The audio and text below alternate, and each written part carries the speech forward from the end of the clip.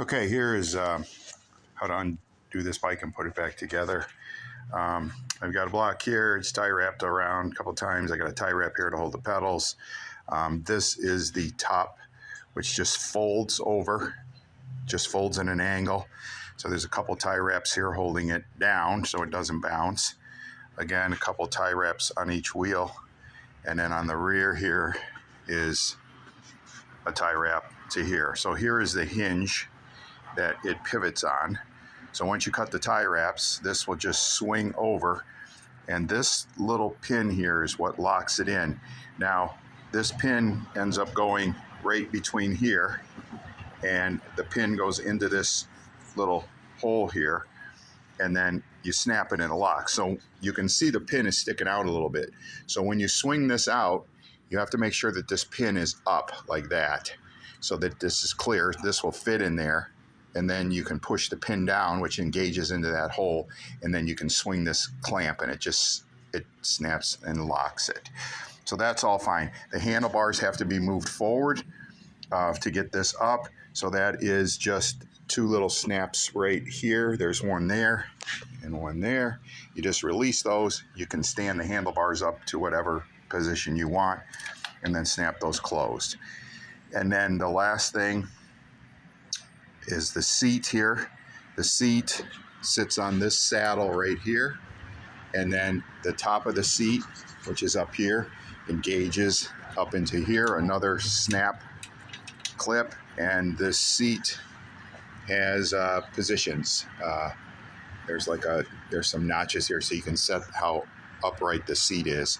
So the seat just goes in. Now, one thing I noticed when I took it apart that I didn't know is this looks like the clip here. Let me get out of the sun here. This looks like the clip here that's probably the OEM one to install it. It's just a thumb screw with a nylock nut that holds it.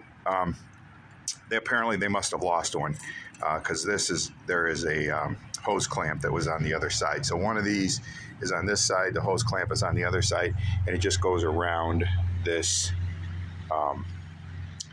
this little cradle that it sits in. So they must have lost one of these. Personally, I would put two hose clamps on it because this thing is kind of a pain. You have to hold it with a wrench and then turn this. So if it were me, I would just take this off and put two hose clamps. But the way it is now, there's one OEM and one hose clamp. They must have lost one, the other owner. I didn't even notice it because it was under the seat.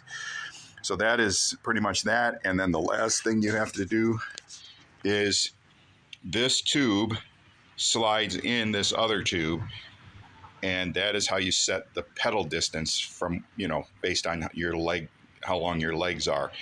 So there's two screws right here. They're I didn't tighten them all the way, but you just loosen these a little bit, and this tube pulls out, and it's got numbers on here for settings. So mine was way out. I had probably triple this amount sticking out. So once you get the seat mounted and everything, and you can just loosen these, and you can just move this to figure out how long you want your chain or your pedals to be away from you. So that's pretty much it. This bike weighs 41 pounds with the seat. So if you want, you can just take the face off of the crate, this front face, and you can just reach in and clip all these tie wraps, and you can just pick this bike right out of there. It's super light. And then clip the seat is tie wrapped down as well. I put foam down here so it didn't abrade on the wood when it was being shipped. So that doesn't have anything to do with the seat. That is just there. It's tie wrapped. So literally just take the face off of this pallet on one side, the long face. There'll be screws around the perimeter. Cut the tie wraps, lift the bike out, and then you can do whatever you want with the crate. So that's it. I don't think there's anything else that you need to know. But that is it.